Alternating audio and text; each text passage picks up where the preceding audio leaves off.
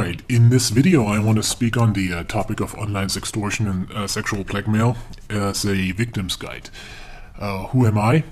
For obvious reasons I don't want to say that, because the last thing I want is retaliation from organized crime. And I hope that's understandable. They're pretty good at finding out identities and finding out who people are.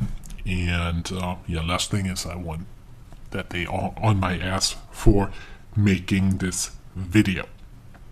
So I have been a victim of this thing myself, and luckily enough I was old enough at that point, in my mid-30s, right, to have the maturity to see it as what it is. And even for me, this was very stressful and very, sleepless night kind of thing, right?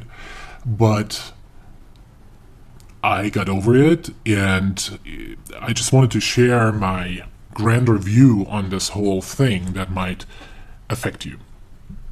So, what I'm not talking about here, and that's very important because I see some videos where people are condescending, like, ha ha ha, what idiot sends naked pictures of themselves to strangers online?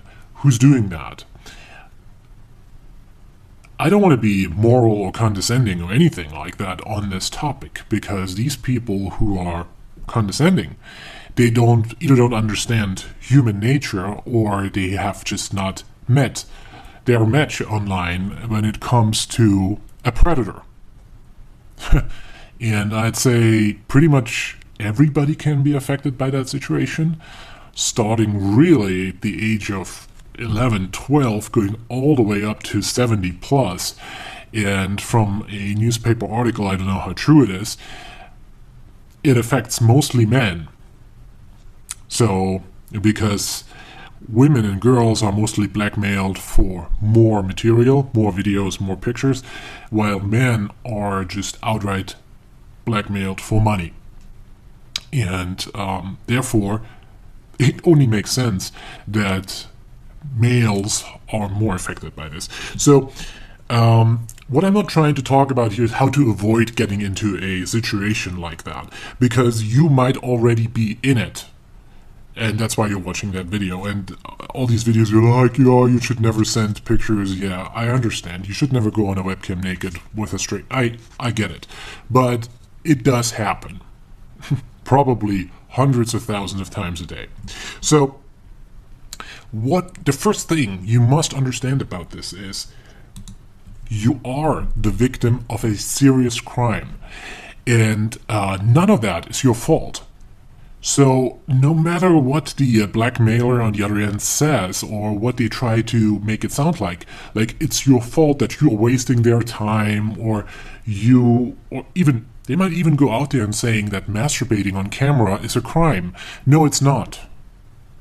It's really not. In most parts of the world, I'm not sure about some countries in the Middle East or so, but in most parts of the world, it's not a crime to have done what you have done, like send naked pictures of yourself to somebody, or masturbated on camera, or even done some more kinky stuff, However, what they are doing is asking for money or asking for more material with the threat of exposing you is a serious crime. It's sexual exploitation. It is like, in some countries, the prison sentences for that are life. Like, they are really, really bad. So, there's this... I just saw this one video of one guy who exploited dozens of girls online, underage girls that was, I think, mostly underage teenagers. He got 101 years in prison. I think rightfully so, but this is a serious crime that is committed, and you are the victim of a serious crime. So this is really important to understand. Do not let the blackmailer talk you into guilt, because you're really not. You're not guilty. So this is very, very important to know. Now, who are these people? And you might think that it's somebody local, or it is somebody in your own country. It could really be anyone, and that is the catch here. The perpetrator could be literally a few houses down, or knows you from high school, or they could be at the other end of the world. They could be in the Philippines, they could be in Nigeria, they could be in Thailand, they could be in Russia or former Russian Republic. All these countries I just mentioned are notorious for having professional scam organizations, professional scam companies that do precisely that. And when you watch some other videos on YouTube where they actually raid a place in the Philippines, yeah, it's like 6-7 people in a room. They all speak perfect English. They just paid attention in school, right? And they are exploiting people from all around the world. So understand that you are up against, most likely, if they're asking for money, most likely you are up against a racket, against a criminal organization that has perhaps perfected the art of blackmailing people. So if everything sounds super convincing and they sound super, they come on strong, they seem very compelling in what they say, it's only because you're not the only one they're dealing with. They're probably doing this to many, many people. Maybe 2, maybe 5, maybe 20, who knows? So keep that in mind. You are up against a mighty, mighty enemy there. Okay? And it, as I said, it's a serious crime. So what you also have to understand is this is a crisis negotiation situation, and especially if you're younger, this is over your head. It totally is. It's almost like you need some sort of a rhetorical training on how to deal with, like, almost like a hostage situation. And you are the hostage. So I totally understand that this situation is so over so many people's head that it's overwhelming. And that's exactly what the perpetrators want. So my first advice, and we'll get into much more advice later down this video, so stay tuned. Stay calm. Take a step back. They want you to be in a state of panic. They are really, really good at inducing it. They know the triggers, and they will play them on you. So stay calm. Take a deep breath. Take a step back. And just try to evaluate the situation you're in from a logical standpoint. So the first step is really, is it a complete scam? Meaning if they have nothing on you, then you have nothing to fear. There are mass emails that some scammers send out that contain your phone number and say, oh, or that even contain your physical address. All of these things are public record in the United States. It's fairly easy to find out if you're in the US where somebody lives. So don't be surprised if they have tidbits of information about you. It could also be from like hacks, where other websites got hacked and they got like not even your password, but your password hint, like what street did you grow up in, and they know it because some database got hacked a year ago. So if they say they got your pictures, but they are not showing them to you, or they say they have a video of you, or they somehow hacked your phone and recorded you while masturbating, if they don't show the proof that they have it, most likely they don't. So it's very important. Many of these blackmailers will show you that the pictures of the videos are still of a video or something. At this point, you know they have something. But if they don't do that, chances are they have nothing. And they're just playing hot potato with you. They're just trying to make you crazy. And sometimes they have something. Like they show you a picture, they show you a video, and then they make up that they know who your family is, but they really don't. So determine if it's a complete scam. And I almost touched on that, but if they say let's say they really have something on you, they recorded you doing something, or like naked, have a naked picture of you, or a few, or even a whole collection of pictures, evaluate what they really have. Because they might pretend that they have much more than they were showing you just because it just sounds so plausible. Pretty much everything they said was right, and now they say, well, I got your father's phone number. Or I got you, while they could just say what the phone number is, couldn't they? But if they don't, chances are, again, they don't have it. Now, this one is tough because I wouldn't be too forthcoming. I wouldn't be too asking them too much. But if they just dangle around ideas, what they have and what they could do, but they show no proof, don't believe it. They are liars, so don't believe it. Now, this is the biggest advice that every video or every article on this subject gives you. Do not give them any money. Every expert agrees on that. I want to touch on why that is, because if you give them money, they will 100% sure come back for more. And that puts you into a situation where at some point you have to say no. But at this point you have lost money. So every expert agrees, don't give them money. A small exception, and use that with caution, is in the heat of the very first moment. Because the very first moment, let's say you had a video chat with supposedly a girl or a boy online, right? And now they turn around and say, hey, I recorded you, here's your video. Pay me X amount of money. As this is totally a gun to your head situation, you have to see it as such. Because imagine you are held at gunpoint. If you make any rapid movements, they might pull the trigger. And the danger of getting exposed is the very highest, like the minute they show you they have the material. And as stupid as it sounds, at this point, you might want to comply, but not entirely. So, and I'll touch on that a little later. Giving them money is a lose-lose proposition, as I already said. They will come back for more. So you lose money and your situation has not improved. And no matter how compelling they are, that they say they will delete the material, they will show you how to delete the material. Digital photos or videos. Once they have them, they can deceive you left and right, saying, oh look, I have deleted the file.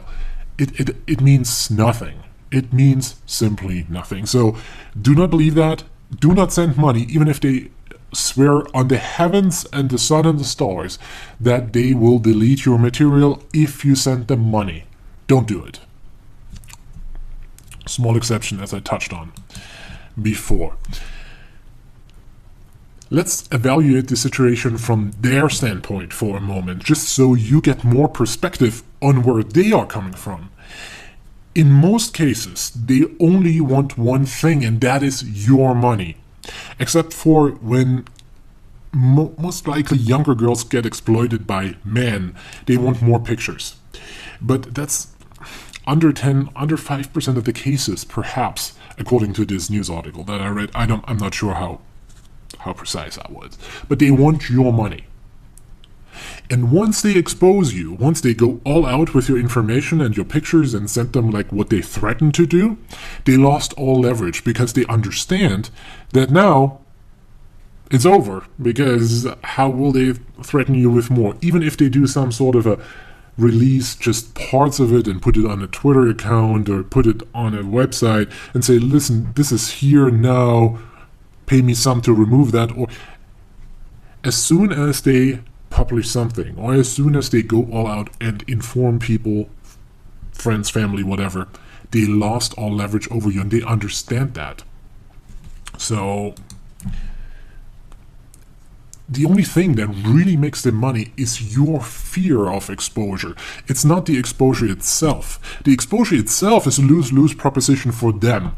Now understand that, because exposing you on the internet, to even if it's something as simple to your friends, family, contacts on social media, this is work for them because they have to open up a fake account, they have to go in, and every little step they take leaves information, leaves tracks, leaves clues who the actual blackmailer is. So that is really, they do work for which they don't get paid. They could spend more time on finding new victims or finding out interesting new ways to get money from existing victims. So exposing is a situation for them that doesn't make them money. There's especially the professional ones, the rackets, are probably not gonna expose you if you follow my strategies that I'll lay out a little later in that video. So you have to evaluate what is the worst that can happen. So the worst that it can happen is probably what they tell you. It is they take your picture, your video, or the material they got, and you send it to, let's say, they know your Facebook account, they know who your family, who your friends is, and they will send it to them. That's the most common threat they have. Another common one is to make it go viral on the internet, which doesn't really happen anyway. So don't overthink that one. But if they send it to your friends and family, what's the worst that can happen? Most people who watch this video right now or are affected by this are a little younger, so their perspective on all of these things might be a little limited, let's say it this way. So let's evaluate the potential impact on your life. So if they are sending your videos to your parents, you'd be surprised. Your parents are probably on your side there. They might be surprised. They might be, what did you do, daughter? What did you do, son? What is that?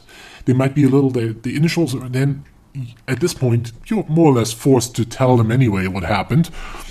So you tell them, listen, I got exploited by a stranger on the internet. And once you say that to your parents or to other family members, uncles, grandparents, uncles, aunts, they will understand that. If it's a significant other, like a girlfriend or a wife or a, husband or boyfriend, for that matter, might be a little more complicated, depends on your relationship. They might be surprised, they might be very supporting, very comforting, even though you didn't think that, or they might be really upset. But that's life. If you've been married long enough, you know that there are good times and bad times, and this would just be one of another bad time, in the worst case. Yeah, that's if you're in a committed relationship. But if you're not, and you're young and maybe still living with your parents, the impact would be very limited. When it comes to friends from school, maybe college or something, there will be gossip, yes. They might show your stuff around. But this gossip will fade, and you might have a really bad week at school. But the world moves so fast right now. In the greater scheme of things, people talk behind your back anyway. And now they have a real reason to talk behind your back. If it makes the rounds in your school, talk to the principal, talk to a guidance counselor, talk to somebody at school. Say, listen, this is what happened to me. I'm a crime victim here of sexual exploitation online, and now the picture gets passed around here in school, and I'm suffering from it. And just have the spine to seek help at your school if that is an issue. When it comes to employers, if you have a low-paying job, let's say you're flipping burgers at a fast food joint, do you think they fire you over that? If they do, find another burger job, right? Most likely they wouldn't. It's just improbable that they would. Over something like that. If you can explain the situation, like you fell for something online, there was a predator that took advantage of you, and I think most people would understand that. So, I talked about that. It's probably not that great of a deal if you really take a step back and evaluate the situation, the greater scheme of things. And me being in my mid-30s, being old, quote-unquote, I have an easier say. I understand if you're 17 and this happens to you, you think your world will collapse. I understand that. But just maybe believe me here that it wouldn't. And life's long enough, and you and everybody around you will get over it. And after all, a video of you masturbating is not that special, let's say it that way. Because, just from my experience, I don't want to sound creepy, but everybody is doing it. Every healthy grown adult is doing it. And everybody who's been around the block a little bit understands what kind of situation you were in. So, don't let it get to you too much, because it's really not that much of a big deal. So, what do you think? Are Facebook, Google, and all the other social media sites and platforms, are they complicit in this? Hell no. Because Facebook, for example, is the worst platform for them to spread your picture, because it's not like you can just upload a naked picture of somebody or a video of somebody masturbating to Facebook without it going down really, really, really fast. Facebook has an AI that looks what's in the picture, what's in the video, and if they think it's a sexual act or there's something, it's a nude person, that picture will not make it on Facebook. It will be there maybe for 2 minutes or something, and then will go away. As soon as somebody complains seeing the picture, it goes away. And if you can always, report a picture, say it's sexual activity or it's sexual content, and Facebook takes it down really fast. And especially if you are a minor, if you're under 18, say it's child pornography, because it is. If you're under 18 and somebody posts it, they are in for some good trouble once they find them. So, no. Also, if they threaten you to put it on hundreds of websites with like a blaster, or they put it on Xhamster, or they put it on any of these sites, and then Google will pick it up. No, Google won't. Because Google is notorious for not indexing shady parts of the internet. And if it makes it on a reputable site, like Pornhub, for example, Pornhub will take it down right away if you complain about it. Really, they're really fast, because otherwise they could be complicit in a crime. And that's the last thing that Pornhub wants to do. And Google will not index shady sites. So even if they put your name next to the video and blast it all over the internet, chances are that nobody who doesn't go to result 500 on the Google search with your name and city will find it. So all of these websites are smarter than that. They don't want to be complicit in a crime like that, and they are really good at finding this. If somebody uploads that to YouTube, complain about the YouTube video, it goes down within 5 minutes. So don't fear too much. So now let's get to the action steps. And because that's probably what you're looking for. And I have to say one thing first.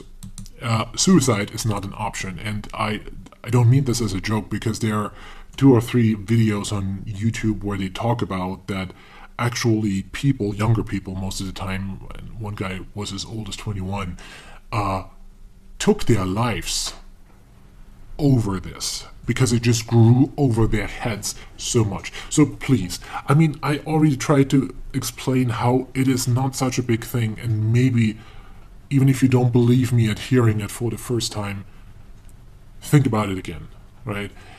Suicide is not an option. If you feel like you have thoughts of suicide, this is the USA number of the Suicide Prevention Helpline. They are there 24/7. Pick up the phone, stop this video right now, give them a call. If you're in another country, UK has a number like that. Pretty much every country has a suicide prevention helpline.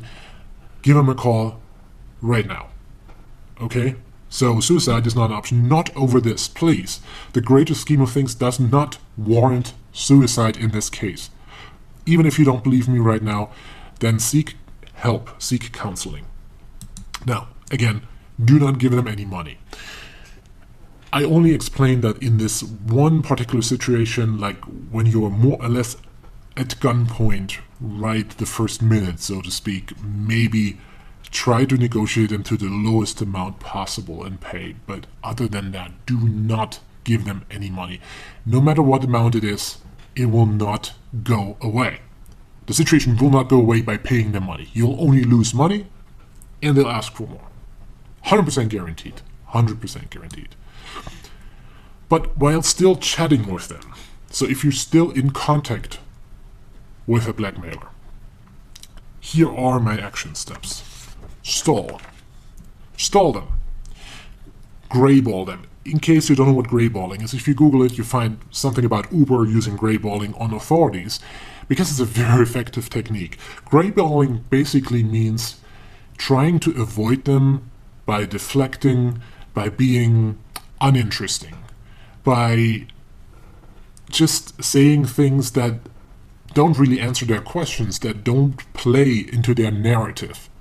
So be uninteresting as you're dealing with a criminal organization, most likely, you're dealing with a racket, you're dealing with a sadist, you're dealing with really, really, really scum of the earth type of people. You're more than fine to lie, deceive, or my favorite, play dumb.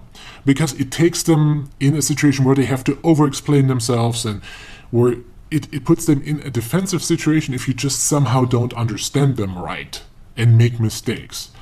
Do not be, and this is very important, do not be offstandish, do not be cocky, do not be overly smart. You are in a losing situation. You are the underdog in this particular negotiation you're having. But your best way to go is gray ball, which means be uninteresting, deflect, lie, deceive, play dumb. So let's say they want $500 right away to not, disseminate your pictures or videos. Say you don't have the money. Say you get your next paycheck next week, and until then, the only thing you can scrap together is $50. If you're lucky, it could be $45, you're not sure. Just be super complicated, and if they agree for the $45, maybe send them the $45. But then that is the first and last payment ever. So, being really weirdly uninteresting and sloppy and hard to grasp, if you're trying to reason with them logically, you lose. If you reason with them a little bit like a person who has a screw loose, no, don't overdo it though, but a little bit, on the slow side. They have a hard time, and they probably the discussion is not, the negotiation is not going too well for them, and there's nothing really they can do about it. After the conversation, like when they let you go, right, block them. And as a little bonus, you can report them. Pretty much every, like Skype and Kik and all of these chatting apps that you might use have a report feature, so you can report the account, but not before taking screenshots and documenting what the conversation was. So block them, and as a bonus, report them. If they're using text messages, like SMS text messages, they most of the time use a number that is a voice over IP thing, so they're not going to use a real phone provider. You can research how to find out what the provider is and then file a complaint with them. That is not all that hard, but you might want to Google that. So these phone numbers go down really fast if they are used for scams like that. So if they later approach you through a different channel, don't reply and block them right away. Now, if it's a day later, if it's a week later, if it's a month later, and some come a year or 2 years later, if they find a new phone number, if they find a new account, if they find something new about you, they contact you again, say, here are the pictures, now pay me. Do not, and even if they just say hi or hello or how are you, how have you been, do not engage. Don't reply and block the new accounts, and as a bonus, report them. Now go through everything. All your social media accounts, all your email accounts, all your accounts that are somewhat public facing. Maybe even your parents' accounts, maybe even accounts of your loved ones. Make sure you change all the passwords so they do not get access to your account. Sometimes they hire hackers trying to get into your accounts. So it's rare, but they might do that, right? So these are criminals, they have access to hackers.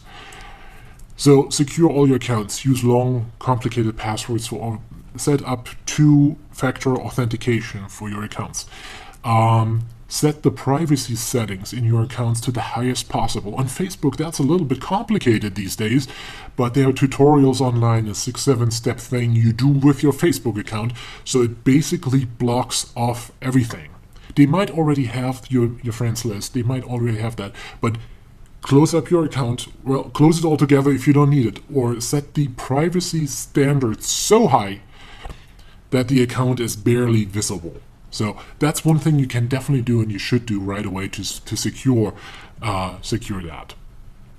Oh, by the way, if they threaten you to send something in the mail, in the US postal or like through the postal thing, It's unlikely to do it because that's another crime. In the United States, using the Postal Service for crimes is a federal offense that would get you in deep trouble. So in the US, it's unlikely. In other countries, I'd say so as well, because it's also a lot of work for them mailing something and leaves tracks and traces, and there might be video of them putting it in the mailbox and so on and so forth. It's unlikely they do that. That just as a side note. This is really important. If you're underage, talk to your parents, for heaven's sake. And underage is most commonly referred to as under 18 and under, or under 18. It is child exploitation. If you are 16 or 17 and you think you're so far from a child, you don't want to be a child, you are not a child. Legally you are, and you can use that to your advantage in this particular situation. So that's really, really important. Talk to your parents. You'll be surprised. They will be on your side. Say, hey, go to your mom or to your dad, whoever you have the little bit better connection. Sit them down and say, Mom, Dad, I messed up. Here's what happened, and lay it out to them. It's hard. I understand. It's toughest thing in your life, maybe, so far. There will be tougher things later in life if you're a teenager, trust me. But this is... Sit down with them, talk to your parents, and seek help from them, because they might know right away how to conquer this. They will be on your side. They might be a little upset with you for a minute.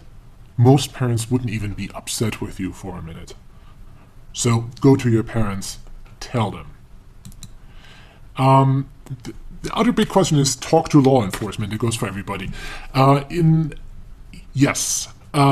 Most likely that's a good idea. Local law enforcement depends on where you live. In the United States, if you're living in a bigger city, they might have experts on cybercrime. So it's a good idea to go to your local law enforcement if you're living in a bigger city. If you're living in small town America, there's only a sheriff and maybe 2 or 3 employees, and they will be understanding and comforting, but they will not really be able to help. They might refer you to a bigger police department. They might do all of these things. That could be a lot of work and a lot of drag. But what you can do is go to www.ic3.gov. This is the Internet Crime Reporting Center. It goes straight to the FBI, and you can file a complaint. Be as specific as you can, because don't be all too... don't write like 3 or 4 pages of narrative. Be very specific. Say, this and that Skype account contacted me, and so on. Like, they want to hear account names, phone numbers, payment information. Like, if it's a PayPal account, bingo, most of the time. The FBI knows right away who that is. If they use PayPal, if they want to pay Venmo accounts, Bitcoin, other cryptocurrencies, all of these details, put them all in there. Like, chances are you'll never hear from them again. However, I'm quite sure, I don't know how they work internally, but I'm quite sure they're taking these reports seriously and group them together. So if 5 people report, oh, this particular Bitcoin address is asking for ransom or for blackmail payments, they might say, oh, this is a more serious threat, and then investigate it thoroughly, and you might, a year or 2 years down the road, hear from the FBI, and they might be asking you for more information. And it's really important. Do not delete anything, even though you feel compelled. Oh, I messed up. I got to delete this out of sight. Even the blackmailers might tell you to delete things. Don't. By all means, don't. If you have to, like, take screenshots and put them in a Dropbox folder that you encrypt, or you're smart enough to figure that one out. So you keep it in a safe place. All the evidence. Collect all the evidence, especially payment information they are giving you, all the accounts. If there is a Facebook account involved, that one. If there's Skype accounts, Kik accounts, all of these things. Make sure you document that. And if you file a report with ic3.gov, make sure you give them all the identifiable information. And if you're underage, talk to your parents, and in coordination with your parents, file a complaint with the National Center for Missing and Exploited Children.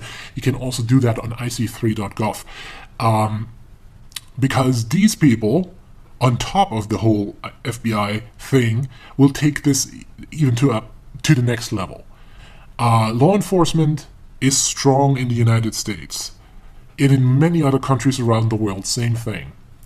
But when minors are involved, and if you are under 18, or it happened to you when you were under 18, you were a minor and you were an exploited child, okay, use that to your advantage. It's really important. Now, one last advice, take a deep breath. Sit back and don't take it all too seriously. Don't let it get to you too much. Maybe you want to watch this video again, get into a few more details, because I was talking fast. I wanted to get a lot of information through. Watch it again. It's not all that bad. It certainly doesn't warrant anything extreme on your part.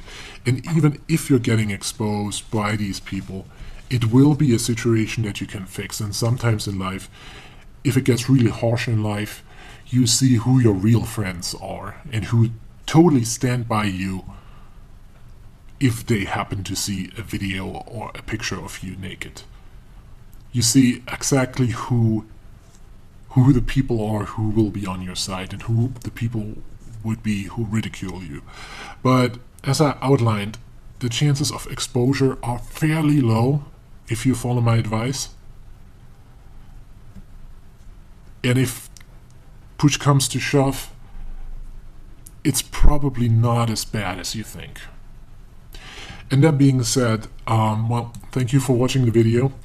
And if you found this helpful, you can help me a great deal if you hit the like button, like the thumbs up, the subscribe button, and ring the subscription bell. Because not so much for me, but this video then will get pushed up in the search results on YouTube, and when somebody Googles sextortion or blackmail, sexual blackmail, this video, if you found it helpful and you want other victims who are in the same shoes like you see this video, please, not for my sake, I'm probably not going to put too many more videos on this channel anyway, but I'm not doing this for money. Like, subscribe, ring the bell. This gives signals to YouTube that this is a good video, a video with real content, and it will help so many more people.